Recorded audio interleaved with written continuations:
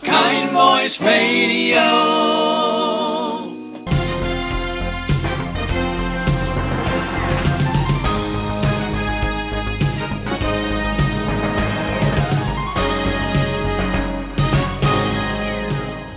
And welcome to Kind Voice Radio. I'm your host, David Levins, and we're coming to you live from Colorado Springs, Colorado. Our guest on today's show, Jonathan Gibbons, has created a wonderful project. It's called Dance Across the USA, which it's a beautiful mosaic of movement, nature, dance, travel. So it's a really cool project. Jonathan, welcome to the show. Thank you very much, David. I appreciate it. Good deal. Can you give the folks an overview of the project? Sure. Dance Across the USA is at its core a fundraiser for the National Park Service and the National Endowment for the Arts. It is me traveling over 90 days to all 50 states plus the District of Columbia and photographing dancers in a national park, a national monument, nationally historic location, something along those lines, for a couple of different reasons. One, to be able to raise money for those two organizations, like I had said, and then also to get people interested in getting out and seeing more of the country, seeing our national parks, the treasures that we have available to us here in this country. It's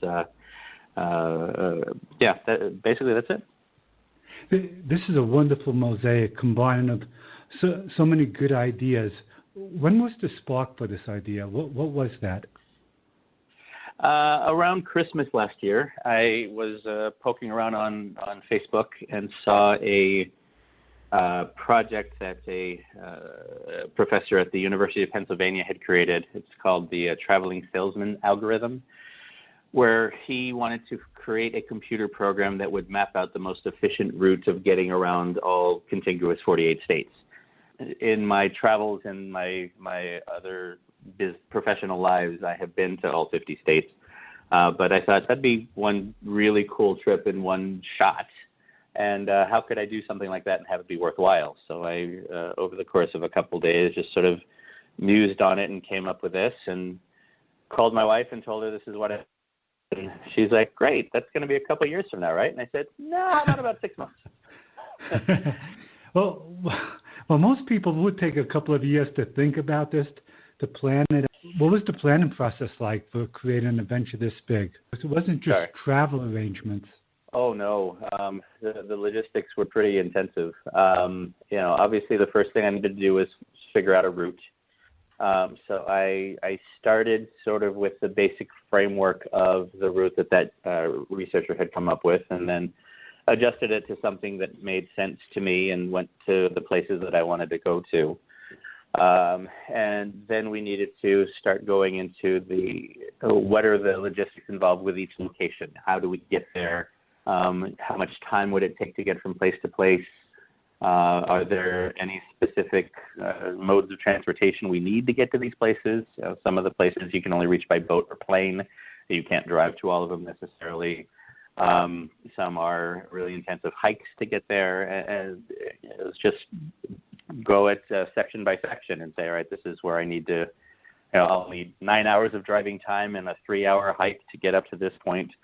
And then I had to find the dancers. So I put a call out on social media. We have somewhere in the neighborhood of 60,000 followers between multiple platforms, and asked if anybody was interested in doing this. And we had a really great outpouring of interest. We had over 2,800 dancers apply. From there, we knocked it down to 300 people, and then knocked it down even further to about 150.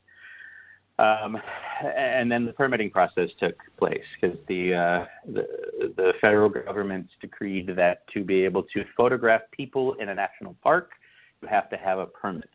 And each park gets to set their own fee structure for that. So we had to find out what those fees were and see if we could afford this and sort of build a budget out of that. And then all the other logistics, when am I going to sleep? When am I going to find internet? How am I going to stay in communication? Are there tolls that I'm going to have to pay on the road? What do I need to do to outfit my vehicle to be able to make this trip? My van, who is named the Mighty Buford, he is a Nissan NV 1500, fantastic vehicle. It's basically just a cargo van. And then I tricked him out into sort of a deluxe RV sort of thing. So there's power, there's a refrigerator, there's a shower, there's a kitchen.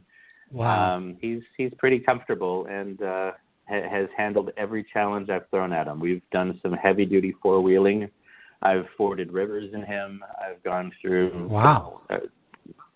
Yeah, it's been quite an adventure, and I'm very, very happy with Buford. He serves me well.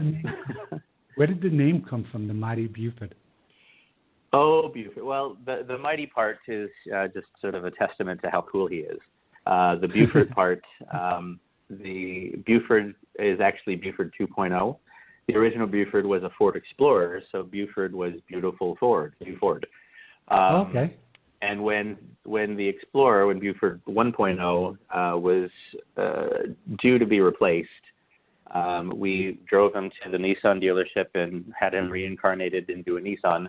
I literally parked them nose to nose to each other. It was like, Buford, Buford, Buford, Buford. Nice to meet you. Here you go. I treat my cars really well, and they take care of me in kind. So, it's it helps to have me give Buford a personality. Because I'm by myself so much, somebody to talk to, No, that's terrific. Have you read Travels with Charlie by John Steinbeck? I have not, actually. Oh, he went across the country, the USA, and he named his vehicle Rosinante after Don Quixote's horse. And he had a little bit of a relationship with it. I'm going to put it on my reading list, so I will certainly do that. A beautiful story. And it reminds me of your story, actually. So when you put the call out on social media for dancers and all those people applied, how did you sift through all the applications to find the dancers you wanted? Well, my staff and we would go through and look at the submissions, make sure that it met the basic criteria. Did they fill out all the sections? How old are the dancers? Where are they from? Where did they want to be photographed in? When we were even initially getting submissions, we hadn't nailed down all the locations entirely. So, like we said, all right, in Colorado, we need to have, dancers, but we're not really sure where well, actually, Colorado's a bad example because I knew I wanted Garden of the Gods. But the dancers would apply from all over the place, and we sort of took everybody in and said, great, Colorado is going to be the place you want to be. Now, how good are you? So we looked at their images. Once we had used that as the first draft, we asked everybody to submit videos. So those videos we used to be able to look at and see their execution, their level of talent, but also we did not necessarily, we did not choose dancers that were always the greatest dancers. There are dancers of every level. If I had just a book of professional dancers, honestly, that'd be a little boring to me. I love seeing developing talent. I like seeing, dancers at the beginning of their journey or dancers sort of on the tail end of their journey, along with, of course, the professionals who are currently working and are at the top of their game and their form. We chose dancers that had only been dancing for a couple of years. Our oldest dancer is 61 and hadn't been in point shoes in almost 30 years. And she pulled them back out again just for this photo shoot. So she had been practicing for a couple months to get her back into the habit of wearing those again. So the other key thing was personality. How did they respond to the project? What did it mean to them? We had not really an essay section of the application, but tell us why you want to be a part of this project. And there are some people who wrote a book who you said that, the parks meant this and this to them because of their history with their parents, or, their father had passed on and he had taught them to love the parks, or, it was where she had gotten married, or, the first kiss that the person had, or it's where they learned about conservation. All of these different reasons of why people love the parks. And then why they love dance. It's a place to express themselves. It's a place where they feel free and liberated. It's a place where they're able to be themselves and lose themselves in their art and their performance. And it's that passion that I wanted to see. Passion is really important to me. And in an entertainment career, I think, well, really in any career, passion is key. If you are passionate about what you do, then you're going to enjoy it every second of every day, even when it's challenging. So that's what we wanted in the people that were a part of this, because it was not going to be easy for sure. And now that we have only one location left, let me tell you with all certainty, this was not easy.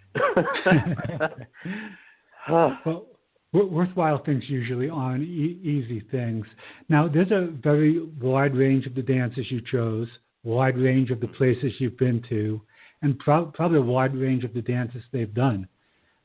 Why is that mix of different ingredients so important to this project? Because there is a mix of people and styles and personalities and interests in life. I wouldn't want to homogenize everything and say I want 16-year-old blonde hair, blue-eyed ballerinas, because oh my gosh, how boring would that be? People come in all different shapes and sizes. People in their own lives cover a variety of shapes and sizes.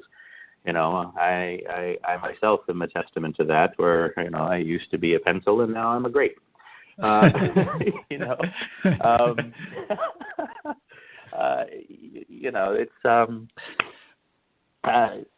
Dance, or the entertainment world, actually, one of the things I really love about it is it is all accepting. No matter what you are, no matter what your personal philosophy is, whoever you are, what you look like, there's a home for you here. And I love that about entertainment. It's a really, really cool thing. So to be able to say, if you are a 4'5", 18-year-old dancer, come on, I'll have you. If you are a 47-year-old hula dancer, come on down. Not that my dancer was necessarily 47. I don't exactly know how old she was. And even if I did, I wouldn't tell you. It's I wanted it to appeal to everybody. All races, all genders, all creeds, all whatever. When I initially brought all the dancers on, one of the first things I told them is, I do not care about whatever you believe in, whatever you think, whatever you are, how you look, what your past is, what your future is going to be. All I care about is that you love dance and you love what we're doing. It doesn't matter if you're a dog or a cat person, even though dogs rule and cats rule. You can, whatever it is, come on down. I'm happy to have you. Now your background, you've been a dancer before this project. Mm-hmm. Is that correct? That's correct. Now, in a show or production, one choreographs a dance to create an experience for the audience. Do you feel like you've choreographed this project as one would choreograph a dance, or is that different? Wow, that's a great question. It is sort of choreographed. I'm not responsible for all of the stuff in here. The dancers bring quite a lot of it themselves, but I do have an eye for what it is that I'm looking for out of the dancers and for each location. So I am sort of steering the ship, but everybody brings their own flavors to it and things that they can do that I didn't think of doing as well. So there is a bit of choreography to it in that regard. I have also choreographed productions and shows, so that is a lot more specific in the control you have there. This one is a little bit more ad-libbed, if you will. So I go in with a framework and then allow it to develop from there. Interesting, because you have so many moving parts, you only could choreograph it to a point, then it's almost like improvisation. It really is. The whole project really has been like that. Like I created the framework of these are the things that I know have to happen, but in the midst of that, everything can change. We've even had locations that we had to change at the last minute. We had dancers drop out the day before, or even the day of, and we had to replace them last second. It's that whole plan for the best, or hope for the best, but plan for the worst. if you're not flexible in life, I don't think you're going to be as successful as you would be otherwise. Because while I love to plan and I love organization, you really have to be able to roll the punches and say, well, that didn't work. Let's try something else. Or that door has been closed. Let's find another one that's open. So you must have had lots of backups in place for contingencies that you envisioned happening. There were some, yes. In equipment and gear, I had backups for just about everything. I have ways to be able to work with reduced things if I need to. We actually just had at Cape Hatteras, half of my lighting gear took a dive in the ocean along with me with it. Wow. So those all blew up, and I suffered a little injury at the same time as well. But I just changed the way that I'm dealing with it and make some modifications and keep moving on. But with equipment, I have double of just about everything. If something dies, if one camera dies, it's not like I can let the project stop. Here, let me pull out my iPhone and I'll take that pic. Can you do that again? A little higher. Obviously Buford, there's only one of him, but I brought a full toolkit to be able to repair anything that I needed to there. With locations, I would have a backup area in mind. Our permit was specific for each place of where we had to be, but I would gear into that permit, multiple areas at each park. So it wasn't, you're only allowed to shoot on this bridge from this period. It was shoot at the bridge or the river or the visitor center or whatever it was. We only had a couple times that we actually had to go to our backup plan.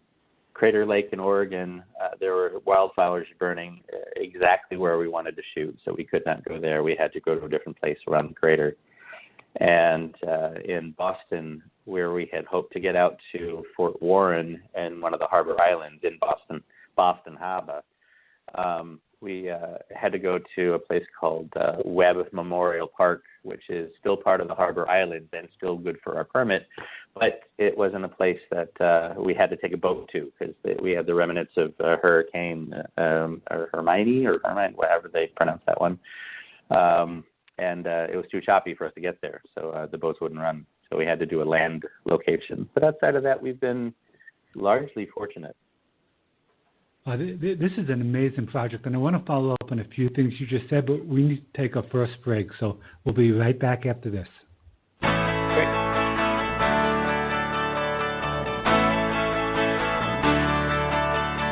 The alchemy of kindness is one that we believe. When we reach out to each other, we both receive. Hi, I'm Bruce Grammel, one of the original hosts on A Kind Voice Radio. My song, The Alchemy of Kindness, is about the good things that happen when kind voices come together. What you're about to hear is a message from Claire Bloom, who is using her kind voice to feed hungry children. We hope that you'll help Claire with her mission and make our world a kinder, more connected place, one act at a time. Hi, I'm Claire Bloom. In 2011, I started End 68 Hours of Hunger, in an effort to overcome childhood hunger right here in America. There are more than 16 million children in America who are hungry between the free lunch they get in school on Friday and the free breakfast they get in school on Monday. And what we know is that if we feed these children on the weekend, they can achieve 50% higher reading scores, 30% higher math scores, and are twice as likely to successfully complete the third grade, which is a primary indicator of high school graduation. To find out more, I'd love for you to be in contact with me. We have a website at www.end68hoursofhunger.org, or you can email me directly at end68hoursofhunger@gmail.com. I'd love to hear from you. A Kind Voice Radio. And welcome back to Kind Voice Radio. I'm your host, David Levins, and it was just Claire Bloom who saw a need in her hometown of Dover, New Hampshire to help children, and she created this program, and the program has spread to over 40 cities across the country. So just amazing what people can do with a kind voice. And we're speaking with Jonathan Gibbons today about a wonderful project he's taken on. Jonathan, welcome back to the show. Thank you. Good deal. Now, I'm just amazed at all the nuances that go into this project, and what made you so confident you could execute it. Have you done something like this before? No, I have not done something like this before. While I have traveled around quite a bit on my own, and I'm just sort of let's just jump in and see how this goes. For better or worse, I am confident in my abilities to sort of pull things off. And I knew pretty much what I needed to do in this, but I really just jumped in both feet and said, all right, this is what I want to do. We're doing it. It's a lifetime of having to rely on my own, wherewithal to try to get something to happen. And this is something where largely it was my determination that pulled it off. There were times where my body was done and everything else was done, and it was just my head saying, no, I'm doing this. Like New Hampshire. I wanted to die during my hike in New Hampshire. I really did. It takes a lot of headstrongness to follow through on when the chips are down in that way. Can you walk us through an example of a shoot and the logistics of what happens from beginning to end? Sure. So we will have prearranged the terms of the permit, obviously, the length of amount of time we're allowed to shoot for, where we're going to shoot, those things. So we will arrange with the dancers and say, you're going to meet us at this point, this parking lot, this whatever landmark, and set it at the prescribed time about half an hour, 45 minutes before I actually want to start taking the first photos. So we can meet up and look at what they brought costume-wise, see what their hair looks like that day, make sure they're warmed up, that kind of thing. If it's a shoot that it is nearby to where we get to park, we'll just walk in and pretty much go from there. I guess about half of our sessions were like that. The other half were ones where we actually had to hike someplace to get to where we were shooting. Once we would get there, I'd set up my equipment. I have a couple of light stands that I would use with lighting most of the time. I didn't always use it, but most of the time. And sort of arrive and pick a location and start shooting from there. Having not been able to scout all these places out ahead of time like a normal photographer or a sane photographer would do, I pretty much just jump in and say, that looks good over there. Let's go climb that mountain. It's outside of the Google. Google is very helpful in a lot of ways, but there are things that you can't see from there at all. So I had an idea of where I wanted to go and the kinds of things I wanted to shoot. But again, that's that whole, I'm planning for one thing and I get there and go, oh, this is really cool over here. Let's go this way. The dancers just sort of followed me around on my crazy train. That's really what it ended up being. I would get to a place and say, hey, if we go through this waist-deep puddle on the other side, that looks really cool. Let's go do that. I often found myself laying in something or crawling through something or, burying myself in something to get the angle that I wanted to. The things that I have seen or smelled or laid in would boggle the mind. We have been in things that are just too vile to even think about afterwards. So a lot of showering and a lot of antibacterial soap happens after those things. But the dancers come along, like I said, they will they bring their best, and they show me wonderful things, even things that I didn't expect necessarily.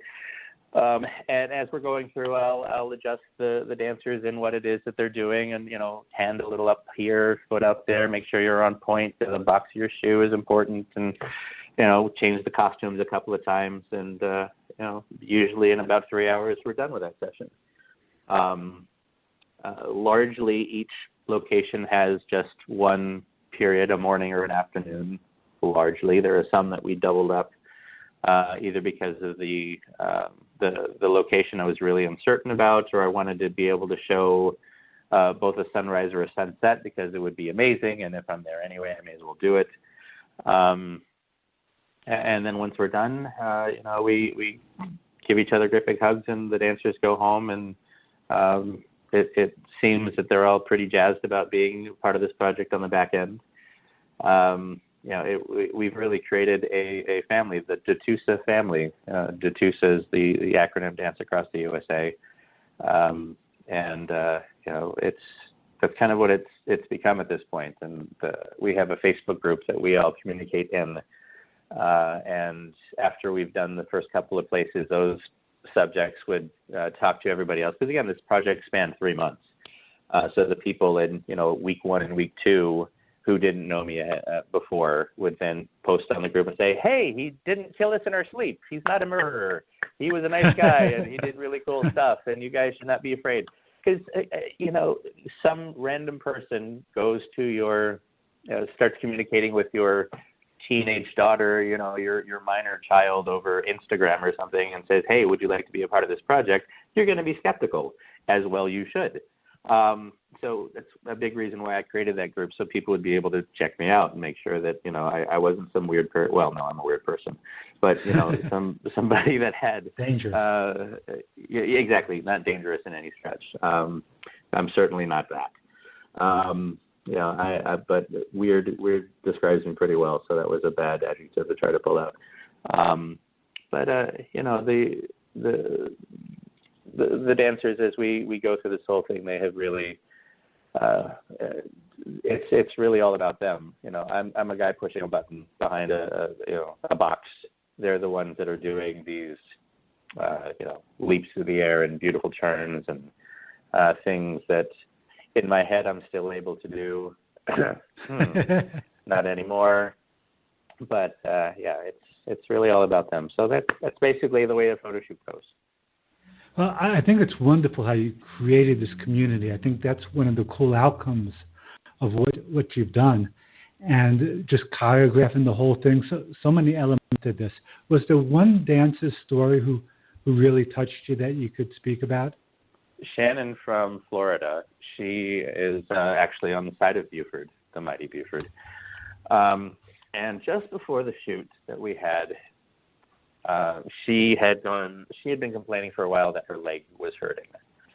And she finally had, at the prodding of everybody that cared about her, she finally went to the doctor, and the doctor was very adamant that she not only not dance but not walk, that she should be in a wheelchair immediately because she had a tumor in her leg, inside the bone of her leg, and if she were to walk, let alone dance, she might shatter it, and she would have to, remove the leg or something severe like that. To which she replied, "But I have a photo shoot on Friday." So her mother asked the doctor and said, you're serious that it's something that's this severe? And the doctor was very adamant, yes, she's serious, or he was serious. She said, "Well, I'm having my daughter do this photo shoot because if she can't do anything after this, then I'm certainly going to make sure that she dances one more time."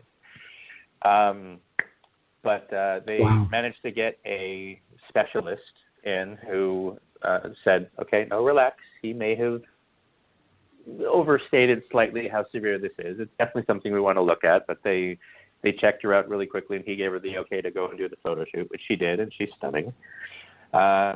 She did actually have a tumor in her leg, which she named Pablo. And she would talk to Pablo as we were doing our photo shoot. She's like, "Shut up, Pablo, stop bothering me." And when she got home, they operated, they removed Pablo. Pablo was no more, and she's totally fine. So Shannon's actually running my Twitter feed for me, which is she's a wonderful girl. She's the vice president of her DECA chapter in Florida. Wonderful, wonderful young lady. She's very inspiring in a lot of ways, but she's pretty cool. Wow, what a cool story of perseverance. And I love her naming the tumor, because that kind of puts you in a speaking relationship with something. On your website, I believe you said our country covers a wide variety of ecosystems, great history, and beautiful scenery. How important are the ecosystems, and how do they connect with dance? Well, the connection with dance is really just I'm putting a dancer into the ecosystem. So it's kind of a canvas themselves. Yeah, exactly. I mean, it's that background was something that I wanted to be able to do to showcase, here's the beauty of this wonderful, beautiful dancer, and here's this beautiful location that we're in. The support of our natural resources and our environment is key, and it's shocking how much things change even over 20 years. Almost all of these parks I've been to before. Some of them I haven't been to in 15, 20 years or so, and even I can see in that span the way that the environment has changed because of our meddling with the ecosystem there. Some ways positively, some ways negatively. A lot of negatively, actually. And that's why I think it's really important to make sure that we're preserving these things and doing something to help make sure that the Park Service is able to care for these in a way that is still, we're still able to enjoy it as taxpayers and as American citizens, to go out and actually enjoy these parks and not have to view it from a glass bubble where we don't touch anything. Because that's the beauty of it, is being able to get out into these parks and see things. Experience it, touch it, feel it, smell it, roll around in the sand and, climb the stuff, but at the same time not doing it to the detriment of the environment.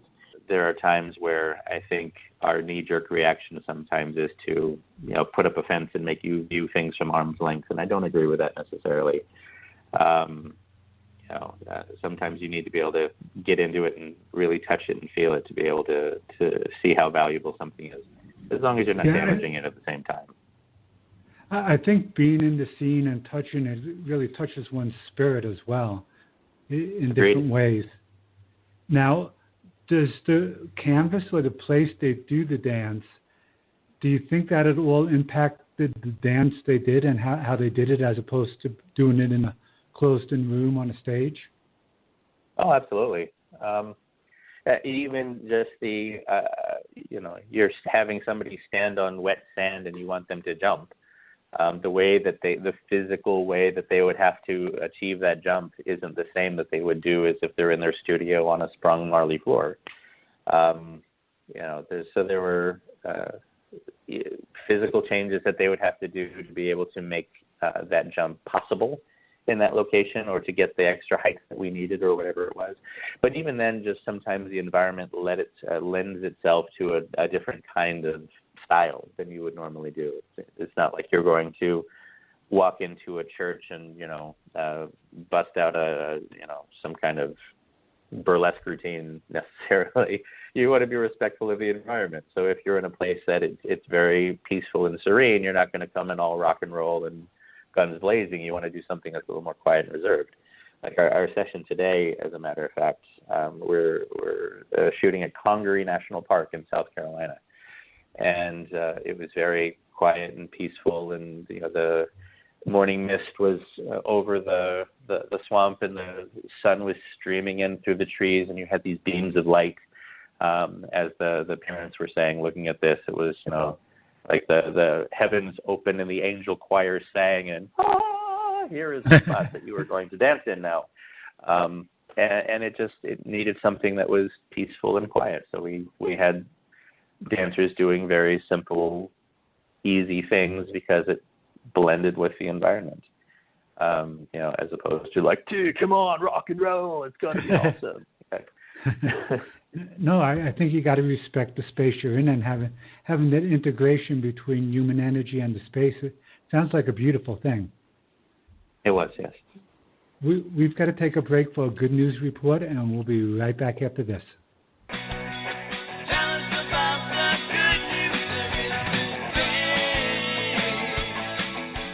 Hi, everyone. This is Tasha Rollins with the Good News Report. Today's story is really interesting. It comes from Huntsville, Alabama, where a man named Rodney Smith, he grew up on the island of Bermuda, where he watched his dad help people build houses, and that spirit of giving got ingrained in him from a young age. Rodney is a college student, and as soon as graduating, he decided to start a lawn cutting service in Huntsville, Alabama called Raising Men Lawn Care Service. This is not your average lawn care service, though. The focus for this company is on helping people that are less fortunate and may struggle to cut their own lawn. The pivotal point that made Rodney realize he needed to help the less fortunate in this area was when he witnessed an elderly man in his neighborhood struggling to cut his own grass. And he said, quote, "I thought I needed to do something about it." And he decided to cut lawns for the elderly, disabled, and single mothers for free. His initial goal was to cut 40 lawns for free. However, he reached that goal in 6 weeks, and soon after that reached 100 lawns. The number of people he desired to help was overwhelming for just him, so he decided to join forces with a guy in his neighborhood, Terrence Story. And together they started recruiting the young men and women in their neighborhoods to help with the lawn. But they didn't stop there. They realized that they also had an opportunity to teach the kids they were recruiting responsibility, respect, and giving. Rodney says, "I want boys to follow in my footsteps and be better than me and give back." Naturally, once the news of this movement started spreading around Huntsville, Alabama, not only did they get more requests for lawn help, but they also received an outpouring of kindness from across the country, including receiving lawn equipment, gasoline, and even free maintenance on the equipment, as donations from people who really want to see this organization go bigger. One of the big contributors has been Stephen Stratton, the world's largest producer for gasoline engines for outdoor power equipment. They provided the men with lawn equipment and paid off the original GoFundMe goal of $2,000. And more donations are pouring in support of their vision. The reason that I want to share this story with you is because it's a story of humanity and it's a story of kindness. There is something special about sacrificing your time to help someone else that you see needs your help. And these men are doing that every day. They're choosing to help the elderly who struggle with cutting the grass and help the single moms who may not have time or the resources to cut the grass themselves, and to help the disabled who for physical or mental reasons are not able to do it themselves. It's fascinating that they realized early on that cutting people's grass is part of their mission, but that the other part of the mission is to mentor young men and women and teach them respect and kindness and work ethic. The time these men are putting into helping their neighbors and the young people in their neighborhood is priceless. The homeowners are never going to forget their kindness, and I'm sure they will want to pass on the kindness they have received. And the young men and women that volunteer will never forget the mentorship and the lessons they will learn. And I'm sure they will carry them throughout their lives and continue passing on the spirit of kindness throughout their journey. This story is super inspiring and really touches the heart of humanity. It shows that kindness is contagious and that there is no payment needed to make a small difference in a person's life. So I leave you with this quote of the week. Do your little bit of good where you are. Those little bits of good put together that overwhelm the world, by Desmond Tutu. Thank you all for listening. Kind Voice Radio. And that was Tasha Rollins with a story of humanity and kindness. And we're here with Jonathan Givens, and he's creating his own story of humanity and nature. And it's a very beautiful thing you're doing, Jonathan. Welcome back to the show. Thank you very much, David. Now, if people want to contribute to this project, learn more, you have a CrowdRise site we have a link in the show description for. Where else can people go to learn more about your project? So our website is danceatusa.com. That's a great place to be able to see what's up there. Our Instagram feed, which is EPS_photo.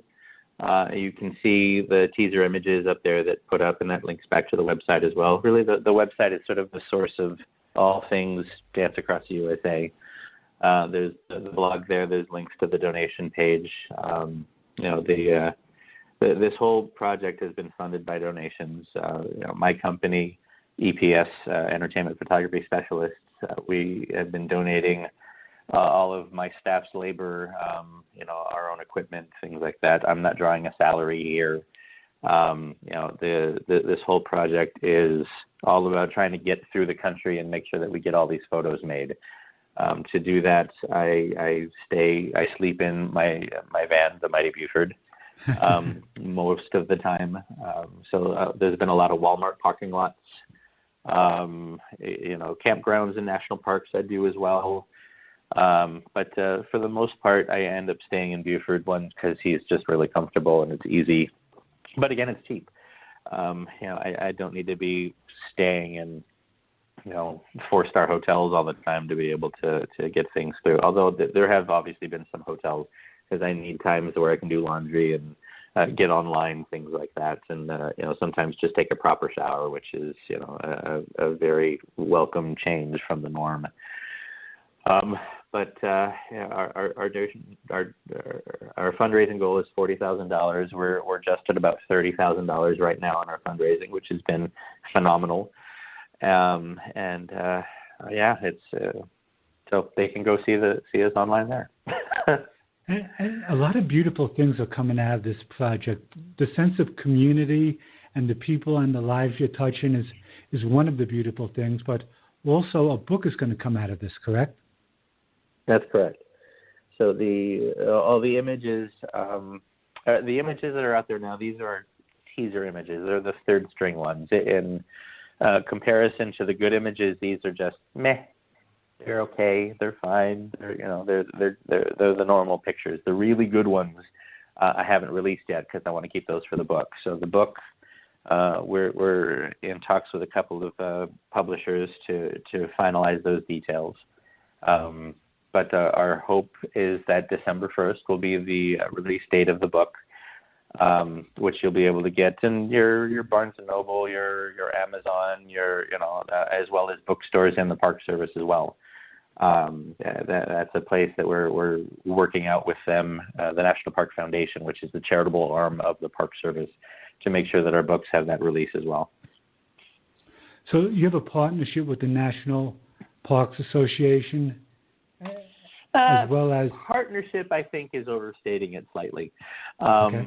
When I came up with the project, I went to the National Park Service, said, "Hi, I want to do this project, and I want to give you money." And they went, "Talk to the National Park Foundation." So I went and spoke with them, and we had lots of emails, and we had come up with a plan of what we wanted to do. So there are, until a final legal contract is worked out with them as far as the book release and everything goes, they are very adamant that I use specific language and don't use other specific language when talking about them. They actually said it would be slanderous if I were to write things saying that I am giving money to the National Park Service, to which I replied it wouldn't be slander, it would be libel because it's printed. But even then, because we don't have a executed contract as of yet with that regard, we are told that we need to refer to it as, America's parks. Now this is quite the journey, and so many different aspects to it. What is a real pleasant surprise, a real cool thing that you learned on this journey that you didn't expect going in? Yeah, the things that I've learned or that I've experienced are really just the small moments of stuff. Seeing the kindness of random people that you run into. A couple days ago, I was in Virginia shooting at Shenandoah National Park at Stony Man, which is a beautiful hike if you get the opportunity to go do that. And there was a gentleman out where we had planned to shoot on the bluff who was just really interested in what we were doing, asking a lot of questions and just like, wow, what a cool project. That's really cool. And when we finished our hike and got back to Buford, he had left a note on my windshield saying, "Let me buy you a cup of coffee," with a $10 bill. Thank you for your cool project and good luck. It's just little things like that, the small kindnesses that people are doing, is that largely people are awesome. And that's the thing that I think I've enjoyed the most. There have been moments in the parks themselves where just the beauty of the whole thing is overwhelming. At Marsh Billings Rockefeller National Historic Park in Vermont is an example of that. It really brought me to tears how beautiful it was when the sun rose over the town of Woodstock, and we were up on the summit of the mountain that we were on. The ranger had driven us up there, and it was breathtaking. It really was. So it's moments like that are the things that I didn't quite expect. I didn't expect to be as touched as I was by the little things. It sounds like a magical journey. Can you see? So the book is going to be a book of photography, but can you see a separate book or play about the journey that you've gone on? No one would believe it. That would be cool. A play. That's interesting. Make it a movie of it. Ralph Macchio comes out of retirement to play me. That would be funny.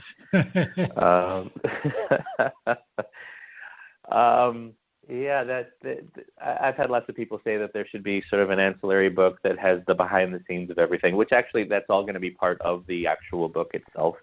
It's not just going to be, here's a book of pretty pictures.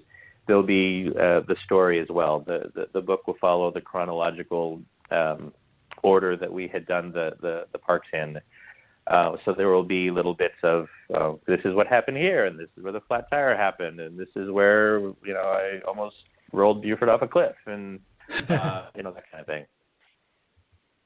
Wow, it sounds like a fun journey. Would you ever take on something like this again? Would there be a part 2 that does something similar but a little different? My wife is cringing when you ask me that question. I know it. I already have a couple other plans for things that I want to do in the future. I have discussed with her the possibility of Dance Across the World. Wow. A version of that where we'd go to each country and continent. That would require a little bit more planning than this one did. So we'll have to see how that one turns out. But that is one of the things that I have talked about doing. Something else would be another project called I Can Do Anything in a Tutu. So there'll be that project where it's going to be people that were dancers originally, and then their life took another path, and they became an astronaut or a lawyer or something to that effect. That's interesting. And then photograph them in that place with their tutu. So imagine an astronaut in their spacesuit with it wearing a tutu, and the things that I learned from being a dancer, the dedication and the persistence and the all of that sort of thing helped me to be able to become what I am today. So that's another idea. And the Mighty Buford, would that make it across the ocean if you did around the world? Would you put it on a boat or be? I would absolutely adore that. I don't know logistically if that would be possible. There might have to be, Buford's Italian cousin, Buford's Russian cousin, hello, I am Buford in Russia, and I'm very happy to be here, and I will drive you all over Russia in many places. It's a very good trip. Very cool. We'll see. I would love Buford to make that kind of a trip. I don't know that he would. Yeah, you have to have the mix of practical. We've got to take our final break, and we'll be right back after this. This is NASCAR driver Kurt Busch, and I am proud to support our nation's veterans. Do you know you can get a faster decision on your disability compensation claims by filing an electronic fully developed claim, or e-claim, on eBenefits? Take it from a guy who lives his life in the fast lane. Faster is better. Visit ebenefits.va.gov today to learn more. There's nothing wrong with reaching out when you need. I'll be there for you, and maybe you can be for me. With a kind voice, a few kind words, an open ear for when you need to be heard, a warm heart, we can make that choice to be a kind voice. Hi, I'm Dominic Damaski, and I'd like to thank you for listening to A Kind Voice Radio. This is a place where we have conversations with an eclectic group of people who are using their kind voices to help make our world a kinder, more connected place. If you'd like to add your kind voice to the conversation, we are currently looking for new program hosts, producers, and bloggers. For more information, please check out the Using Your Kind Voice tab on our website, archivevoice.org. If you or someone you know happen to be creating a good story, we'd love to have you on our program. Please go to the radio menu at archivevoice.org and click on the show that best connects with your story. Then scroll down and click the guest information link. Thanks again for listening. And remember, please use your kind voice to make a difference and make somebody happy today. Kind Voice Radio. And welcome back to Kind Voice Radio. I'm your host, David Levins, and we're here talking with Jonathan Givens about his great project, Dance Across the USA. There's a link to the project's website right in the show description, as well as the CrowdRise website. Jonathan, welcome back to the show. Thank you very much. Now, this is terrific what you're doing now. As a photographer, how is capturing pictures of dance is different from other kinds of photography? Because dance is very dynamic. It is, and that's one of the things that I really pride myself on, being able to capture that moment and still have it be a picture that is in focus and not blurry and everything else. The largest thing is you need to have a fast shutter speed or fast lighting to be able to freeze the action. A normal. So I'm kind of a hack when it comes to photography. I taught myself how to be a photographer. I picked up a camera and just sort of went, okay, what does this button do? How does this learn? When I was first doing that, there wasn't near the resources that there are now. Even just in the past decade or so, you're able to learn so much online. Classes and things. So I kind of taught it all to myself. Anyway, so the dynamic of dance photography, in a studio setting, you're able to use lights to be able to freeze the action because the lights will, be on for a 10,000th of a second or something like that. But when you're out on location, you need to do it with a faster shutter speed. So something where a 1,000th of a second or faster is typically where I'm at.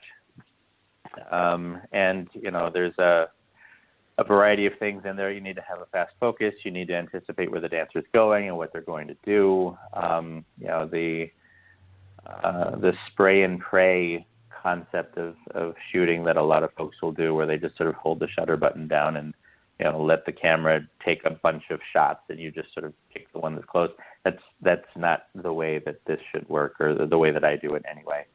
I take one shot at the moment that I want it to be, and that comes from years of being in entertainment and, having been a performer and knowing what the arc of the movement is going to be, or at least what, I assume it's going to be.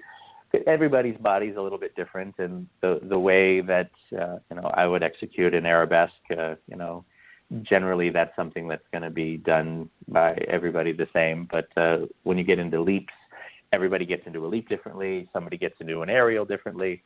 So you'll watch it once or twice and then say, oh, okay, you do it that way. Great. So this is the moment that I want. But it's picturing in advance the image that you want to get out of it and then just directing it so you get that shot.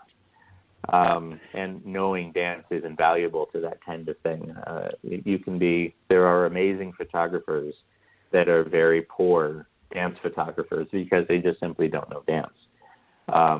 It can be a beautifully composed shot with fabulous lighting in a great location, but if they're not up on point on their shoot properly, then it's a crap photo.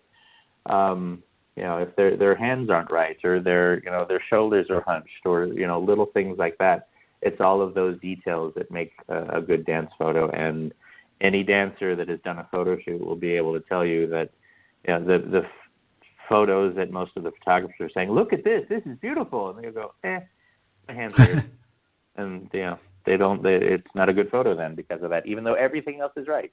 Their finger could be an inch in the wrong place and suddenly it's a bad photo. It's very interesting what you're saying, and I'm hearing how your love for precision when you were dancing really translated to photography. Are there any quotations of books that kind of inspire you to create the kind of work you create? I wouldn't say there's any quotations that do. I mean, there are giants that have come before me doing things. Lois Greenfield is an amazing dance photographer. I mean, there is nobody greater than her for sure.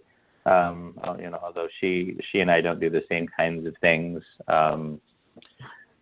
she is phenomenal at what she does. There are several other dance photographers who are really wonderful at what they do, and they inspire me greatly. Andrew Eccles, Rachel Neville, Damian Tierney, Louis Pons. There are these really wonderful people that have a passion for dance, and they really recognize what makes a good dance photo. So I'm very inspired by those folks. But really, the biggest inspiration comes, from the dancers themselves. Again, watching that passion manifest itself in what they're doing is incredible. It sounds like a little ecosystem in itself, whereas your passion kind of feeds them, and they kind of feed you, and you're creating this beautiful project. Is there anything I haven't asked that you'd like to share with the audience before we go? Nothing that you've not asked. The thing that I really want to share is I certainly could not have done this without my wife. Leanne has been a huge source of support and strength for this. There have been times where I just was done, and she bolstered me up through it. She's an amazing woman, and I'm very, very happy to have her want to be with me every day. So, thanks, honey. That's very beautiful. I appreciate you coming on the show. She makes me a better person. So, I'm sorry to cut you off, but yes, thank you very much for having me on the show. I greatly appreciate it, and thank you for wanting to showcase this little crazy project that I created. I think it's a beautiful project, and all the best with it. Thank you. Thank you very much, David. Have a great day. You too. So that was Jonathan Givens talking about his project, Dance Across the USA. And it's really a great community of kind voices coming together to create this beautiful mosaic. I encourage you to check out the Crowd Rise and his website, Dance Across the USA. And I'd just like to take a moment to thank our producer, Yolanda Riley, who has done a terrific job of finding Jonathan, as well as many other guests coming up on future shows. So thank you, Yolanda. For now, this is David Levins asking you to go out and use your kind voice to make a difference in somebody's life.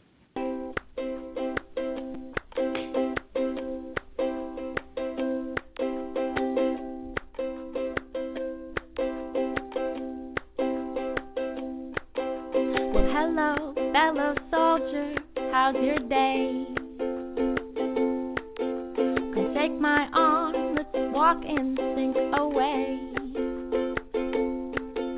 I want to know your thoughts now, yes, it's true. And that bluebird, he flew by now just for you.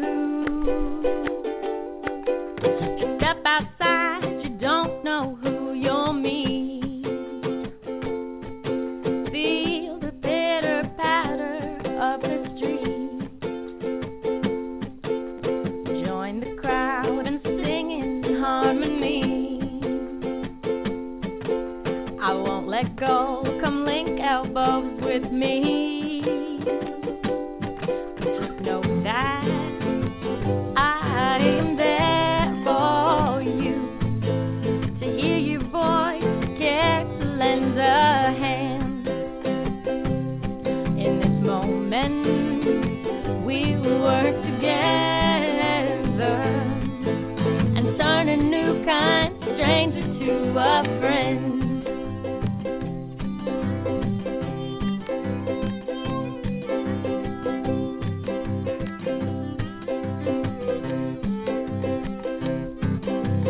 I'll walk down that lonely road alone, searching for a place to call home. The path is long, we cannot